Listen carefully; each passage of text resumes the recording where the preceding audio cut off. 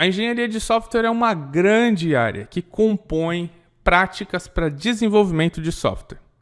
E dentro dela há diversas áreas de conhecimento. Estou falando sobre análise de requisitos, projeto, modelagem de software, implementação de software, teste de software, manutenção de software, qualidade de software. São diversas áreas de conhecimento. E uma delas é a área de conhecimento teste de software. E quando a gente fala sobre uma área de conhecimento dentro de uma disciplina que já é bastante grande, muitas vezes parece que é algo pequeno, mas não é. Eu estou falando sobre uma área que tem uma diversidade de papéis e responsabilidades. De uma área que tem mais de 100 livros escritos, centenas e milhares de artigos científicos escritos sobre ela. Estou falando de uma área que tem centenas de milhares de empregos abertos ao redor do mundo. Uma área que tem ajudado as empresas de software a conseguirem entregar produtos melhores.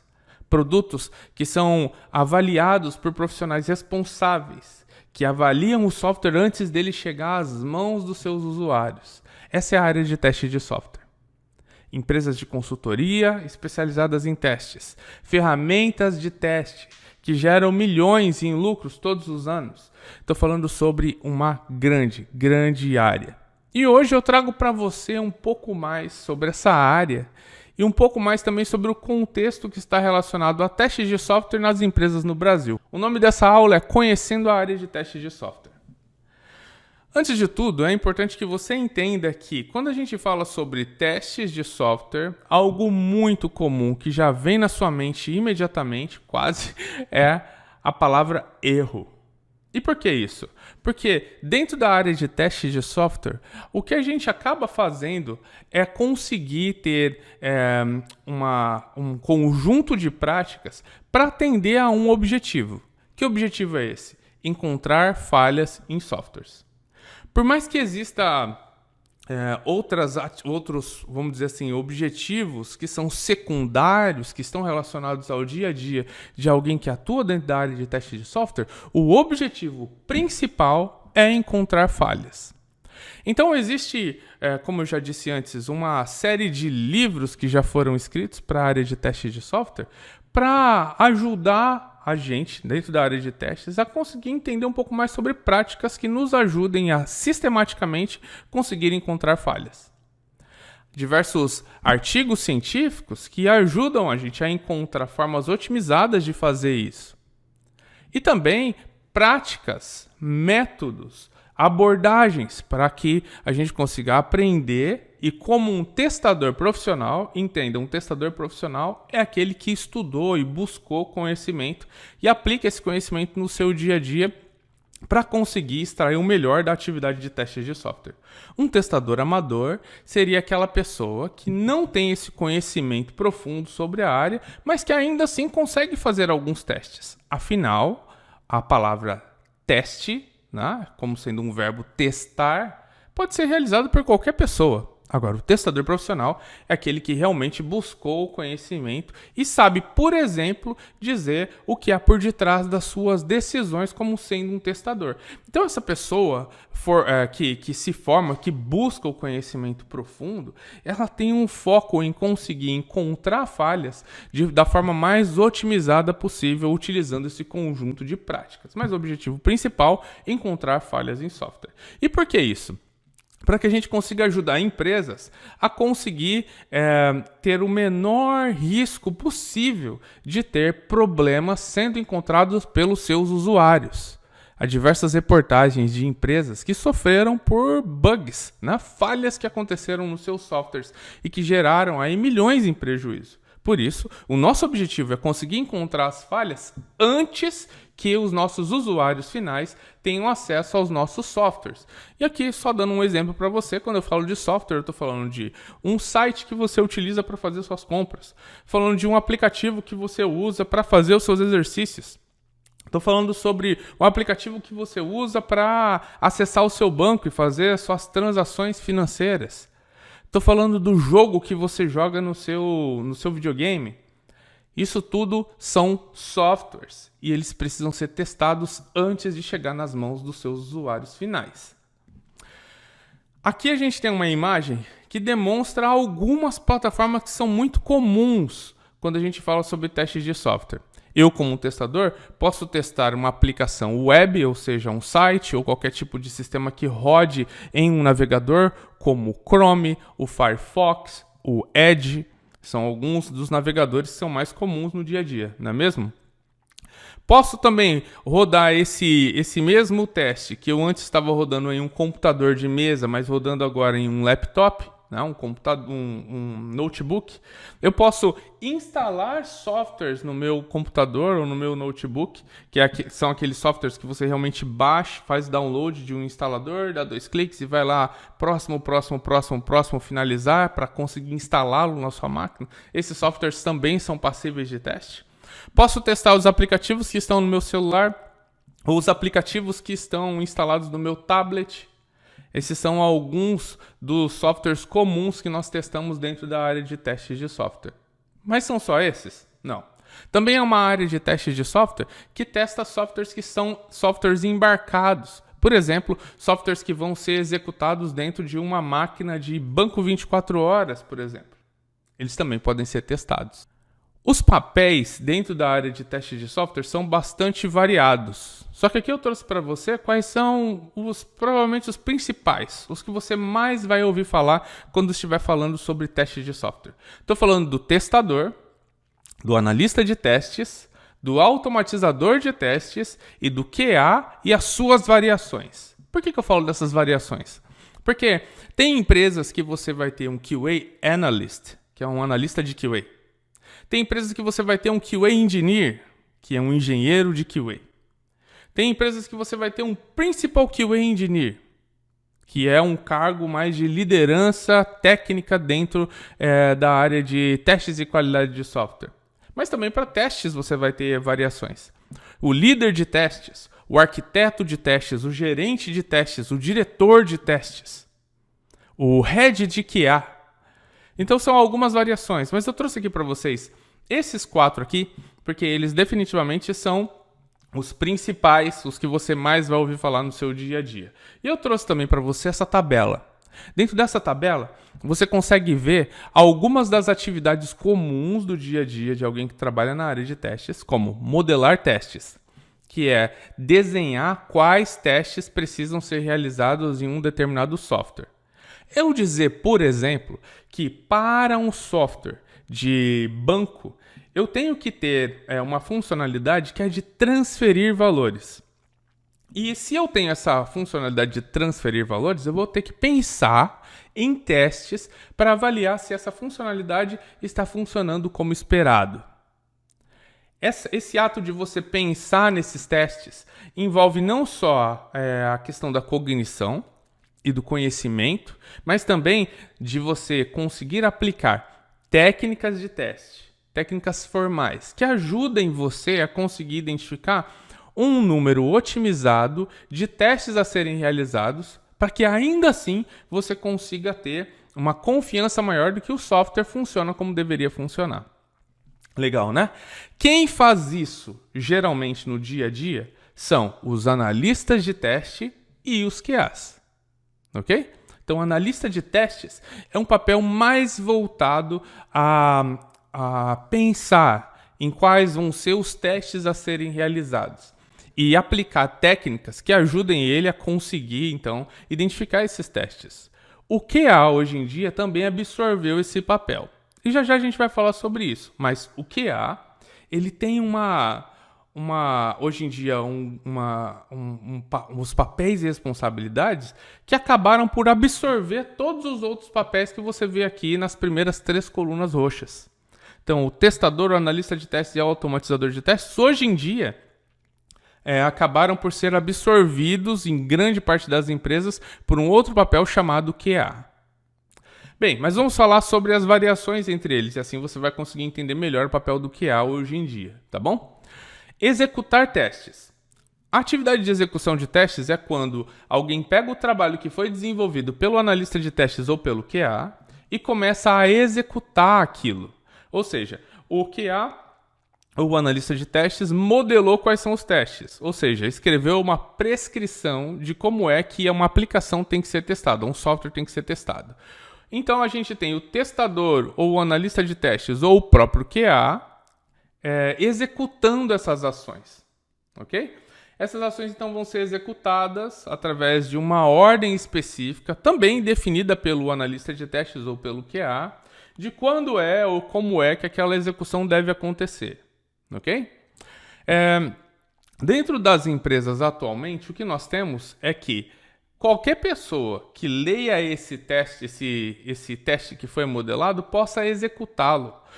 O nome do artefato escrito pelo analista de testes ou pelo QA é caso de teste. Esse caso de teste tem, então, esse passo a passo a ser executado.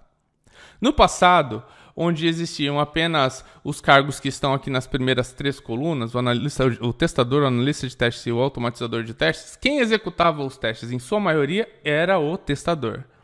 Ele era um papel que era voltado especificamente a executar os testes que um analista de testes escreveu.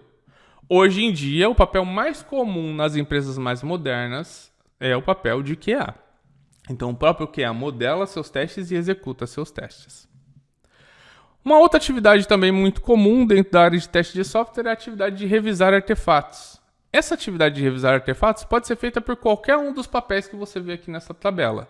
Por quê? Porque é uma atividade que é executada quando um desses profissionais olha por exemplo, um documento de requisitos que dentro da engenharia de software foi produzido pela área de conhecimento, análise de requisitos. Então, construiu-se uma definição de como o software do banco, aqui nesse caso, deve funcionar. Eu, como sendo um testador, ou analista de testes, ou automatizador de testes, ou mesmo QA, vou olhar para esse requisito e aplicar algumas técnicas para identificar se existe algum erro na hora que foi criado aquele determinado requisito. Isso é a atividade de revisar artefatos. É só requisitos que eu reviso? Não, eu também posso revisar código, que é por detrás de todo o aplicativo, de todo o software, existe um grupo de comandos que foram escritos utilizando uma linguagem de programação. Se você quer saber mais sobre linguagem de programação, procura aqui depois, tem uma playlist que é a playlist Programação para QAs que querem automatizar seus testes. Mas existe então um conjunto de comandos que foi escrito com uma linguagem de programação. Esse conjunto de comandos faz com que o software exista, o aplicativo exista e você, o usuário, possa fazer o uso dele, né?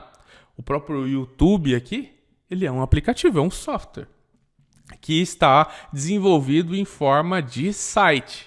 E você consegue, então, clicar aqui embaixo nos botões que você vê, interagir com esse vídeo, tudo isso por quê? Porque por detrás disso existe um grupo de comandos que foi desenvolvido para permitir que você faça isso aqui. Interessante, né? Então, eu, Júlio, como sendo um analista de testes, ou um automatizador de testes, ou um QA, ou um testador, eu poderia olhar para esse código e revisá-lo e saber se ele está escrito de maneira correta, ou se ele funciona, se ele vai funcionar de maneira correta, ou se ele segue as práticas que foram definidas quanto a testes de software, entende? Então, tudo isso pode acontecer na revisão do artefato e praticamente todo mundo pode fazer essa revisão. O automatizador de testes, por sua vez, ele automatiza os testes. Ou seja, aquele teste que antes foi modelado e depois executado, agora ele pode ser automatizado. O que significa isso? Significa que eu vou criar um grupo de comandos que vão simular eu, ser humano, clicando, digitando, interagindo com a aplicação. E quando a aplicação terminar de fazer uma determinada ação que eu automatizei, eu vou capturar informações que estão na tela para verificar se o software fez o que deveria fazer. Isso é automação de testes, ok? Então, quem faz isso? O automatizador de testes ou o QA. Volto a dizer. Hoje em dia, o papel mais comum é o QA dentro dos times. E aí o QA acabou absorvendo essa atividade do papel do automatizador de testes também. Reportar defeitos é o ato de quando você está executando um teste e a aplicação se comporta de um jeito que não é a forma esperada, então nós escrevemos um relatório dizendo que a aplicação não funcionou corretamente segundo o teste tinha definido que deveria ser. Isso é o reporte de defeitos. Quem pode fazer isso? Qualquer pessoa, qualquer um dos papéis que você vê aqui na frente podem realizar essa atividade. Interessante, né? Por quê? Porque qualquer um deles vai se deparar com um defeito em algum momento e eles mesmos podem ir lá e fazer esse reporte, esse relato do problema que foi encontrado. E digo para vocês, novamente, que essa última atividade aqui é talvez a atividade mais comum dentro da área de teste de software. É aqui, quando alguém fala de teste de software, na hora lembra de reporte de defeitos, ok? Quando a gente fala sobre processo, estamos falando sobre as atividades que vão acontecer no dia a dia de alguém que trabalha como sendo um profissional na área de testes de software. E uma proposta de projeto, vou dizer uma proposta, mas sim um modelo mais genérico de como um processo funciona, seria esse daqui. Eu desenhei esse para demonstrar para os meus alunos e para as pessoas que me seguem como é que funciona mais ou menos o processo. Mas cada empresa adota de um jeito diferente, ok? Mas se você for olhar no core, né, dela, você vai acabar encontrando essas atividades que eu coloquei aqui para você. Primeira coisa. Um profissional da área de teste de software interpreta os requisitos. Ele lê aqueles requisitos que descrevem como o software tem que funcionar. Depois disso, ele faz o particionamento desses requisitos, que é basicamente pegar esses requisitos e começar a dividir eles de maneira a que eles fiquem menores e mais fáceis de compreender e mais fáceis de testar. Depois disso, olhando para esses requisitos e para o particionamento deles, eles elegem quais são as técnicas de teste ou abordagens ou métodos que devem ser utilizados para fazer os testes daquela determinada aplicação. Depois disso, eles aplicam essas técnicas para conseguir, então, extrair dali quais são exatamente os testes a serem realizados. Depois disso, eles pegam esses testes que precisam ser realizados e convertem eles em casos de teste. Casos de teste são documentos que descrevem de maneira prescritiva quais são os passos a serem executados para que um teste seja realizado e cubra aquela determinada funcionalidade que foi um dia interpretada no requisito. Depois disso, vem a atividade de execução desses testes, que é literalmente pegar o caso de teste e ler esse caso de teste e executar esse caso de teste contra a aplicação e saber se a aplicação funciona da maneira correta. Um ponto importante aqui para você é que nem todo caso de teste ou nem toda execução de teste é fundamentada em casos de teste. Existem também execuções de teste que são fundamentadas em uma outra abordagem chamada testes exploratórios. Eu tenho um vídeo sobre testes exploratórios aqui no meu YouTube, então você pode procurar por Júlio de Lima, espaço, testes exploratórios e você vai encontrar esse vídeo, ok? Nesse caso, num teste exploratório, você não usa casos de teste porque a sua atividade, sua natureza, sua mentalidade é de explorar o software. Depois disso, você tem o reporte de defeitos. Porque enquanto você estiver executando os testes, você provavelmente vai encontrar algum defeito, uma falha no funcionamento do software. E aí é quando você vai relatar esse defeito. Outra atividade muito comum dentro da atividade de teste de software é a automação dos testes, que é quando você cria um robô para simular você, ser humano, executando esses testes. Essa execução é criada através, geralmente, do uso de linguagem de programação, para que você então escreva quais são as ações que esse robô tem que fazer no seu lugar.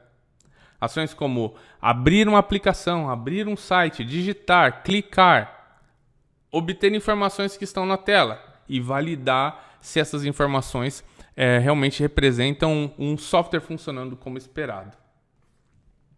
Isso daqui seria um processo genérico de como funciona a atividade de testes de software.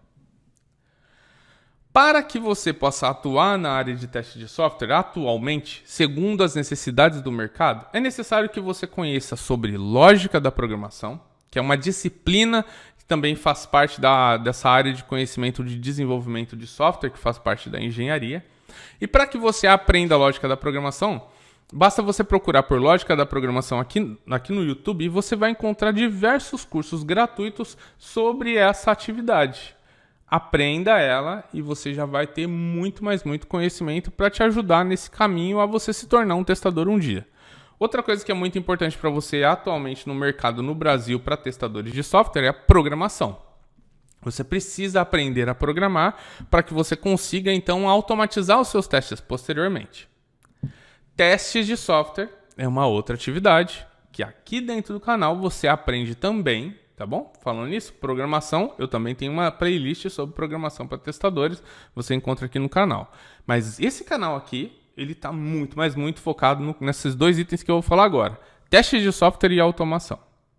Se você procurar aqui dentro do canal, você vai encontrar muito conhecimento e você vai poder assistir esses vídeos para que você possa entender mais sobre testes de software e sobre automação de testes de software. Você vai encontrar playlists voltadas a ambos aqui e também vídeos que estão soltos. Você navega ali através dos vídeos e você vai encontrar muito conhecimento sobre testes e sobre automação também. Todos esses daqui formam um conjunto de habilidades que te ajuda a você conseguir estar preparado para o que o mercado espera de você hoje dentro da área de testes de software. Eu trouxe aqui para você o resultado de uma pesquisa de 500 vagas no LinkedIn, que é uma rede social profissional que divulga vagas entre dezembro de 2023 e janeiro de 2024, que mostrou que 87% das vagas pedem que você, testador, saiba automatizar testes. Essa pesquisa também mostrou que 42,27%, ou seja, 42% das vagas espera que você tenha graduação. Essa graduação pode ser desde um tecnólogo até formações mais técnicas, como, por exemplo, mestrado ou doutorado. Se você vai começar agora a buscar a graduação, por exemplo, eu recomendaria que você, se você pretende estar no Brasil pelo menos nos próximos 5 anos, que você comece com tecnologia em desenvolvimento de sistemas, por exemplo, ou análise e desenvolvimento de sistemas, que são cursos mais em conta e que você pode fazer, inclusive, à distância. Né? Então, você tem aí um valor de parcela muito pequeno, pode fazer à distância e te ajuda a obter um grupo de conhecimentos que vai te trazer muitos benefícios dentro da sua jornada, dentro da área de teste de software. Então, essa é uma boa dica para você. Outra informação que a gente também descobriu dentro dessa pesquisa foi que 30% das vagas pedem que os profissionais já tenham experiência dentro da área de teste de software. Se você é alguém que não tem experiência na área de teste de software, o que eu recomendo para você é que você busque experiência informal. O que é isso? Trabalho em voluntariado, por exemplo. Há diversas empresas, organizações não governamentais que não têm fins lucrativos, que precisam de testadores para ajudá-los a testar os softwares que eles desenvolvem. Tem uma empresa, por exemplo, uma ONG, por exemplo, chamada Lacrei Saúde, que você pode participar de um processo seletivo, entrar para a empresa e conseguir então ter a sua experiência informal. Outra poderia ser a Crowdtest.me, que é uma empresa que convida testadores para testar o software dos seus clientes e paga esses testadores pelos bugs encontrados. Tudo isso é experiência informal que você pode adquirir para conseguir então ter mais oportunidades na hora da sua procura por um emprego. Falando sobre vagas, eu fiz uma pesquisa no mês de agosto de 2024, para ser mais preciso, entre os dias 10 e 11, e consegui encontrar alguns números que podem ajudar você a entender como é que está o mercado nesse mês de agosto de 2024. Você também pode repetir essa pesquisa no LinkedIn, fazendo as mesmas buscas que eu fiz aqui e que eu estou mostrando para você nesses resultados. Essas são as palavras-chave que eu usei na pesquisa. É importante que você use aspas duplas na hora de pesquisar, para que seja uma pesquisa mais apurada. Você vai ver aqui que a gente tem um total de 326 vagas no Brasil, e são outras milhares ao redor do mundo. Só nos Estados Unidos, são mais de 2.000 vagas abertas para a área de testes de software, por exemplo. Aqui, a gente consegue ver que dentro dessas 326 vagas existe aquela especialização que eu falei para você antes quanto aos papéis e responsabilidades na área de testes de software. Você vai conseguir ver aqui que, por exemplo, a gente tem um número muito grande voltado a vagas que mencionam o termo analista de testes. A gente tem aqui outros termos como automação de testes, QA Engineer, analista de QA, testes de software. Utilize essas mesmas pesquisas para que você possa identificá-las. Mas você vai perceber um detalhe. Geralmente, quando você entra em uma vaga e você vai analisar a sua descrição do trabalho, ou seja, as responsabilidades que você vai ter lá como sendo profissional da área de teste de software, provavelmente você vai acabar percebendo que as vagas costumam misturar um pouco as descrições e as responsabilidades. Não se assuste quanto a isso. Isso é porque, dentro do Brasil, a gente tem uma concepção errada, às vezes, do papel e responsabilidade do testador. O importante para você agora é conseguir a sua oportunidade, ou para você que já trabalha na área, você conseguir uma oportunidade ainda melhor daquela que você tem agora. Preste bastante atenção não só no título, mas também na descrição da vaga, e isso vai te ajudar a conseguir ter mais precisão na hora de buscar o seu emprego. E falando sobre salários, a gente também fez uma pesquisa de cargos e salários entre dezembro de 2023 e janeiro de 2024 e a gente descobriu que a média salarial para alguém que trabalha na área de testes de software e é júnior é de R$ 3.880,62. Para alguém que é pleno é de R$ 6.429,85 e para alguém que é sênior é de R$ 10.230,88. Também vale a pena lembrar de quais são os maiores salários que você pode conseguir alcançar dentro dessas senioridades, né? Por exemplo, um júnior, vamos dizer que você é um líder de teste júnior, você pode conseguir alcançar salários de até R$ 9.500. Um pleno poderia conseguir alcançar um salário de até R$ 20 mil. E um sênior poderia alcançar um salário de até R$ 23.300. Essa pesquisa inclui pessoas que responderam falando sobre as suas senioridades e também os seus papéis. E esses papéis, como eu disse para você antes, são papéis variados. Mas olhe para essa pesquisa e entenda que você tem sim a possibilidade de conseguir alcançar salários maiores, né? Você pode olhar para essa pesquisa também como sendo uma baliza. Pensar no seu salário hoje de júnior e falar, o meu salário de júnior ele já alcançou essa média salarial de 3.880? Se não, tem alguma coisa que eu possa mudar para fazer, para conseguir ter mais experiência, ser mais atrativo para o mercado e conseguir uma vaga que me pague um valor mais justo? Entende? É dessa forma que você tem que ver. E às vezes você está olhando aqui e está falando, cara, eu sou pleno, mas a minha média salarial, o meu salário ele é muito maior do que a média.